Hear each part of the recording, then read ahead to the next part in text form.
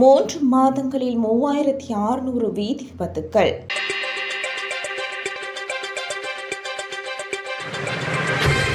இந்த ஆண்டின் கடந்த 2 மாத காலப்பகுதியில் 3600ற்கு அதிகமான வீதி விபத்துக்கள் பதிவாகியுள்ளதாக இலங்கை போலீசார் தெரிவித்துள்ளனர்.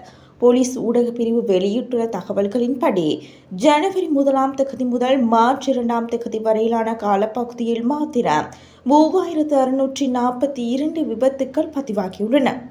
405 உயிரிழப்பு நேரிட்ட விபத்துக்கள் பதிவான நிலையில் அவற்றில் 422 பேர் உயிரிழந்துள்ளனர். அத்துடன் 866 பாரதூரமான விபத்துக்கள் பதிவான நிலையில் அவற்றில் 1730 பேர் காயமடைந்துள்ளனர். இது தவிர 641 விபத்துக்களில் சொத்துக்களுக்கு சேதம் ஏற்பட்டுள்ளதாக போலீசார் தெரிவித்துள்ளனர்.